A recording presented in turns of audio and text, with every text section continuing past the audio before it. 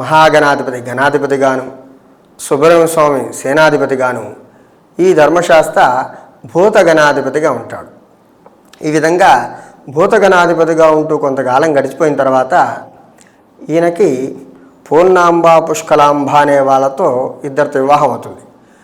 అయితే ఇది సత్యపూర్ణుడు అనేటువంటి మహర్షి కళ్ళ నుంచి ఈ పూర్ణాంబ పుష్కలాంబ అనే వాళ్ళు ఉద్భవించారని, ఉపేంద్రుడి యొక్క సోదరుడి పూర్ణ అని, సత్యపూర్ణుడి యొక్క శివభారుడి యొక్క కుమార్తె పుష్కల అని కూడా వేరే వేరే వృత్తాంతాలు ఉన్నాయి.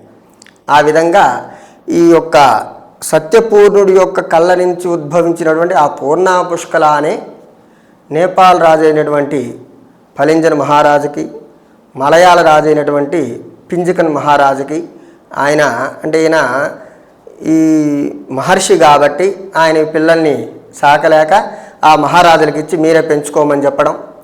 ఆ విధంగా వీళ్ళిద్దరు కూడా ఆ ఇద్దరు అమ్మాయిని పెంచుకుంటూ ఉంటారు. అలా కొంతకాలం గడిచిపోయిన తర్వాత ఈ నేపాల్ మహారాజు కాళికా భక్తుడు. కాళికా భక్తుడైనటువంటి ఈ రాజు మహాశివభక్తుడు కూడా. అనేక రకాలుగా యజ్ఞయాగాదులు పూజా కార్యక్రమాలను చేస్తూ రాజ్యంలో ప్రజలందరినీ కూడా బాగా చూసుకుంటూ ఉంటాడు. ఆ విధంగా చూసుకునేటువంటి మహారాజుకి ఒక విచిత్రమైన కోరిక పుడుతుంది. ఎప్పుడు కూడా నేను ముసలివాడు కాకుండా ఇదే విధంగా యవ్వనంగా ఉండాలి, నా ప్రజల్ని ఎప్పుడు కూడా నేను ఈ విధంగా లక్షణంగా ఆనందంగా చూసుకోవాలనేటువంటి ఒక ఉద్దేశంతో అక్కడ ఉండేటువంటి కాళికామాత యొక్క పూజ అర్చనలు చేసే వాళ్ళకి చెప్పడం, వాళ్ళందరూ కూడా ఒక కన్నెపిల్లని మనం బలిచ్చినట్లయితే ఈ విధంగా నీకు యవ్వనంలో ఎప్పుడు ఉంటావు, నీకు ముసలితనం రాదని చెప్పడం. ఆ విధంగా ఒకరోజు ఒక అమ్మాయిని తీసుకొని వచ్చి బలి ఇవ్వాలని చెప్పి అంతా కూడా ఏర్పాట్లు చేసుకుంటారు. అలా ఏర్పాట్లు చేసిన తర్వాత ఎవరైతే ఉత్తమమైన అమ్మాయి ఉంటుందో ఆ అమ్మాయిని వీళ్ళందరూ కూడా వెతికి ఆ కన్యకని తీసుకొని వస్తారు. ఆ సమయంలో ఆ అమ్మాయి మహాశివభక్తురాలు కావడం చేత శివుడు ఆజ్ఞ లేనిదే చేమైనా కదలదుగా, అందువల్ల ఆ పరమేశ్వరుడే నన్ను రక్షిస్తాడనేటువంటి భావనతో పరమేశ్వరుడి మీద ఉన్నటువంటి మిక్కిలి భక్తి శ్రద్ధలతో మనసులో ఎప్పుడు కూడా పరమేశ్వరుని ధ్యానం చేస్తున్నది. అక్కడికి వచ్చిందని తెలుసు, అమ్మాయిని బలివ్వబోతున్నారని తెలుసు, అయినా కూడా ఇటువంటి చంచలం లేకుండా మనస్సులో నిరంతరం కూడా పరమేశ్వరుని ధ్యానం చేస్తూ ఉంటుంది. ఆమె మీద ఆ పరమేశ్వరుడు యొక్క అనుగ్రహం కలిగి అప్పుడు ధర్మశాస్త్రాన్ని పిలుస్తాడు. నాయన ఈ విధంగా ఆ అమ్మాయిని కాపాడవలసింది, అక్కడ ధర్మస్థాపన చేయాలని చెప్పిన తర్వాత ఆయన ధర్మశాస్త్ర ఈ యొక్క నేపాల్ రాజు అయినటువంటి ఫలింజన్ రాజు దగ్గరికి రావడం, నాన్న ఈ విధంగా నువ్వు బలి చేయాలనుకోవడం చాలా తప్పు, రాజ్యంలో ప్రజలందరినీ కూడా బాగా చూసుకోవాలనే కోరికతోనే కదా నువ్వు ఎప్పుడు కూడా యవ్వనంగా ఉండాలనుకుంటున్నావు, ఈ అమ్మాయి కూడా ఆ రాజ్యంలో అమ్మాయే కదా, రాజ్యంలో ప్రజలందరూ కూడా నీకు కన్నబిడ్డలు లాంటి వారే కదా, అలాంటిది నీ స్వార్థం కోసంగా ఈ విధంగా నువ్వు జీవహింస చేయాలనుకుంటున్నావే, ఈ అమ్మాయిని హత్య చేసినట్లయితే ఈ మహాపాతకం అంతా కూడా నీకు అంటుకుంటుంది కదా అని చెప్పి అనేక రకాలుగా ధర్మసూక్షాలన్నీ కూడా చెప్పిన తర్వాత ఈ మహారాజు మనసు మారి అనేక రీతులుగా ఈ ధర్మశాస్త్రాన్ని వేడుకుంటాడు. అప్పుడు కాళిక అమ్మవారు కూడా నాయన ఈ విధంగా జీవహింస చేయడం అనేది చాలా తప్పు, నా అనుగ్రహం ఎప్పుడూ కూడా నీకు ఉంటుందని చెప్పి అమ్మవారు సెలవివ్వడం జరుగుతుంది. అప్పుడు ఈ నేపాల్ మహారాజుకి ఈ ధర్మశాస్త్రాన్ని తన అల్లుని చేసుకుంటే బాగుంటుంది కదా అనేటువంటి కోరిక రావడం చేత ఆయన వేడుకుంటాడు. ఓ మహానుభావ, నువ్వు ధర్మశాస్త్రావని చెప్పి నాకు తెలిసింది, అందువల్ల నువ్వు నా అల్లుడు కావాల్సింది అని చెప్పి వేడుకున్న తర్వాత ఆయన అట్లాగేనని చెప్పి ఆశీర్వదం చేయడం. ఈ నేపాల్ మహారాజు అయినటువంటి ఆయన కుమార్తె పుష్కలాదేవిని ఈ ధర్మశాస్త్రాకి వివాహం చేస్తారు. ఆ విధంగా పుష్కలా కళ్యాణం జరిగిపోయిన తర్వాత వీళ్ళందరూ కూడా కైలాసానికి వెళ్ళిపోతారు.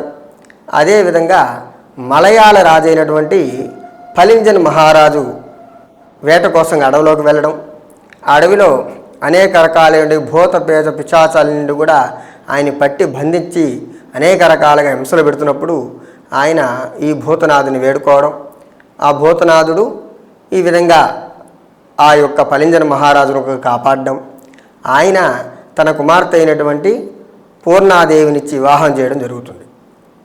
ఇదే విధంగా మనకు స్వామికి పూర్ణాంబ పుష్కలాంబ అనే వాళ్ళతో ఇద్దరితో కూడా వివాహం అయిపోయినట్లుగా తెలుస్తున్నది. ఇలా వివాహం అయిపోయిన తర్వాత అప్పుడు కొంతకాలం గడిచిపోతుంది. ఈ పలింజన్ రాజు ఉన్నారు కదా, నేపాల్ మహారాజు, ఈయనకి వృత్తాంతం అంతా కూడా తెలిసి నా కుమార్తెని వివాహం చేసుకొని మళ్ళీ ఇంకో అమ్మాయిని వివాహం చేసుకున్నాడని చెప్పి ఈయన్ని ఎప్పుడు కూడా బ్రహ్మచర్య రూపుడై ఉంటామని చెప్పి చెప్పించడం జరుగుతుంది. చెప్పించిన తర్వాత ఆ ధర్మశాస్త్ర చాలా ప్రశాంతంగా, ఎటువంటి కోపం లేకుండా చాలా సంతోషంగా ఆ మాటలన్నీ విని, నాయనా చాలా సంతోషం, నేను కార్యార్థమై బ్రహ్మచర్య వ్రతాన్ని పూనాలనుకుంటున్నాను, నీ రూపంలో ఆ యొక్క బ్రహ్మచర్య వ్రతాన్ని నేను తీసుకుంటాను, నువ్వే పందల రాజుగా ఆవిర్భవించి నీ దగ్గరే నేను పెరిగి పెద్దవుతానని చెప్పి ఈ నేపాల్ మహారాజు అంటే పలింజన్ రాజుకి వరం ఇవ్వడం జరుగుతుంది. అంటే శపించిన వాడికి కూడా వరాన్ని ఇవ్వగలిగినటువంటి అంత గొప్ప అద్భుతమైనటువంటి ఆ మహాపురుషుడు ధర్మశాస్త్ర. ఆ విధంగా ఆయన అనుగ్రహించిన తర్వాత ఈ పలింజన్ మహారాజే కొంతకాలానికి పందల రాజుగా పుట్టడం, తర్వాత ఈ దేవతలందరూ, ఈ మునులు, ఋష్యాదులు, దేవేంద్రుడు వీళ్ళందరూ కూడా పరమేశ్వరుడి దగ్గరికి వెళ్ళి, ఓ మహానుభావ, ఈ విధంగా మనిషి సంహారం కోసంగా పుట్టినటువంటి ధర్మశాస్త్రాన్ని నువ్వు కైలాసంలో పెంచుకుంటున్నావు, ఆయన ఇక్కడ భూతనాథుడిగా ఉంటూ పూర్ణాంబ పుష్కలాంబతో వివాహం చేసుకొని ఆనందంగా ఉన్నాడు, మేమందరం కూడా మా యొక్క స్వర్గాన్నంతా కూడా వీడి ఎంతో ఇబ్బంది పడుతున్నాం, సకల జనులు, మునులు, ఋష్యాదులందరూ కూడా ఆ మనిషి బాధలు పడలేకపోతున్నారు, చాలా ఇబ్బంది పడుతున్నారని చెప్పిన తర్వాత అప్పుడు ధర్మశాస్త్రాన్ని పిలిచి, నాయనా నువ్వు భూలోకం వెళ్ళి ఆ మనిషి సంహారం చేయవలసింది అని చెప్పి స్వామి ఆ యొక్క ధర్మశాస్త్రాన్ని అనుగ్రహించి ఒక మణిమాల వేస్తాడు. ఆ మణిమాల ప్రభావం చేత యుక్త వయసులో ఉండే ధర్మశాస్త్ర అంటే వివాహమైనటువంటి ధర్మశాస్త్ర బాలకుడుగా మారి ఈ పంపానా తీరాన దొరుకుతాడనమాట. ఆ పరమేశ్వరుడే ఒక సాధు రూపంలో ఆ యొక్క పందల రాజు వేటకొచ్చిన సమయంలో ఆ బాలుని అక్కడ విడిచిపెట్టడం, ఆయన ఆ పిల్లవాడి యొక్క అడుపులు విని అక్కడికి రావడం, వచ్చిన తర్వాత ఎవరి పిల్లవాడంటే ఈ పిల్లవాడు చాలా అద్భుతమైనటువంటి చరిత్ర కలిగిన వాడు, నీకు ఈ పిల్లవాడు పెరిగి పెద్దవాడైన తర్వాత ఈ వృత్తాంతం అంతా కూడా తెలుస్తుంది, ఇతని వృత్తాంతం గురించి ఇప్పుడే విచారించకు, ఈయన తీసుకొని వెళ్ళి పెంచుకున్నట్లయితే నీకు అన్నీ కూడా సకల శుభాలు కలుగుతాయి అని చెప్పి ఆ యొక్క ముని రూపంలో ఉన్నటువంటి పరమేశ్వరుడు చెప్తాడు. చెప్పిన తర్వాత ఈయనకు కూడా చాలా కాలంగా సంతానం లేదు, ఈయన కూడా పరమశివుడు భక్తుడు అవ్వడం చేత ఆ పరమశివుడే ఈ విధంగా ప్రసాదంగా నాకు ఈ అబ్బాయిని ఇచ్చాడు కదా అనుకొని ఎంతో ఆనందంగా కంఠం యందు మణిమాల ధరించున్నాడు కాబట్టి ఆ యొక్క అబ్బాయికి మణికంఠుడని నామకరణం చేసుకుంటారు. ఇప్పుడు మనం గమనించాల్సింది ఏందయ్యా అంటే, యుక్త వయసులో ఉండే ధర్మశాస్త్ర బాలకుడుగా మారి పంపానా తీరాన్ని దొరకతాడు తప్ప అక్కడ మళ్ళీ పుట్టేదంటూ ఉండదు. ఎందువల్ల అంటే మనిషి సంహరించబడాలంటే హరిహరులకు జన్మించిన బాలుడి జాతి తప్ప వేరే వాళ్ళ జాత సంహరించబడడం జరగదు. కాబట్టి ఈ యుక్త వయసులో ఉండే ధర్మశాస్త్రాన్ని బాలకుడుగా మారి అక్కడ దొరకడం జరుగుతుందన్నమాట. అంటే భగవంతుడు వాళ్ళ యొక్క తపశ్శక్తి చేత వృద్ధులుగాను, యువకులుగాను, పిల్లవాళ్ళగాను ఆ విధంగా మారుతుంటారు. కాబట్టి వాళ్ళ యొక్క తపస్సు చేత ఆ విధంగా బాలకుడిగా మారుతాడు. అక్కడి నుంచి ఆ పందల రాజు తీసుకొని పెంచుకుంటాడు. పెంచుకున్న తర్వాత అప్పుడు ఆయనకి అనేక యుద్ధ విద్యలన్నీ కూడా నేర్పించడం, ఇక ఈ అబ్బాయిని రాజు చెయ్యాలని చెప్పి ఆ పందల రాజు భావించిన తర్వాత ఆ మహారాణి కొద్దిగా బాధ కలుగుతుంది. ఎందుకు కలుగుతుందయ్యా అంటే, ఈ యొక్క మణికంఠుడు రావడం చేత అప్పుడు దాకా సంతానహీనుడైనటువంటి ఆ మహారాజుకి సంతానం కలుగుతుంది. అప్పుడు దాకా సంతానం లేదు, అందుకని ఆనందంగా ఈ అబ్బాయిని పెంచుకుంటాడు. ఈ అబ్బాయి రాక చేత ఆయనకి సంతానం కలుగుతుంది. వాళ్ళిద్దరు కూడా ఈ మణికంఠుడు, ఈ పందల రాజకుమారుడు వీళ్ళిద్దరు కూడా అక్కడే పెరిగి పెద్ద అవుతూ ఉంటాడు. పెద్ద అవుతున్న తర్వాత ఈయన ఎప్పుడైతే మహారాజును చేయాలనుకున్నాడో తన కుమారుడైనటువంటి వాడికి ఎటువంటి విలువ ఉండదు కదా, ఎటువంటి ఆదరణ ఉండదు కదా, ఈయన మహారాజుగా కాలేడు కదా అనే భావన చేత ఈ మంత్రి, ఈ మహారాణి వీళ్ళిద్దరు కూడా ఆలోచించి ఈయనకి విషప్రయోగం చేస్తారు.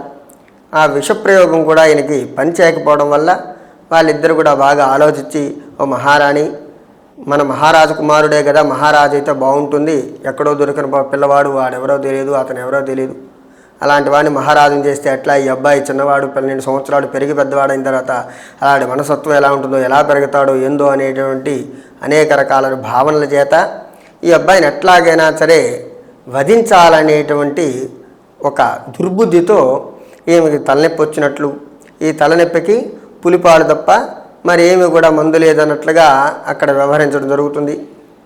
వ్యవహరించడం జరిగిన తర్వాత ఈ అబ్బాయి పులిపాల కోసంగా అక్కడికి వెళ్ళడం, ఆ పులులతో పాటుగా ఆ యొక్క శబరిని అనుగ్రహించడం, శబరిని అనుగ్రహించి ఆ పులిపాల కోసంగా ఆయన అడవిలో వెళుతున్న సమయంలో ఈ మహిషి సంహారం జరగడం, ఈ దేవేంద్రుడు, ఈ నారదుడు వీళ్ళందరూ కూడా అయ్యా ఈ విధంగా మహిషి సంహారం కోసంగా వచ్చిన బాలకుడు నువ్వు, అందువల్ల మహిషిని సంహరించాలా అంటే అట్లాగే తప్పకుండా నేను వచ్చింది దానికోసమే కదా అని చెప్పి ఆయన కూడా ఒక చిరునవ్వు నవ్వి, అంటే ఆయనకి తెలుసు పులిపాల కోసం దేనికి వచ్చామని, ఒక చిరునవ్వు నవ్వి ఆ మహిషి ఉండేటువంటి ప్రదేశానికి వెళ్ళి అక్కడ మహిషిని సంహరించడం జరుగుతుంది.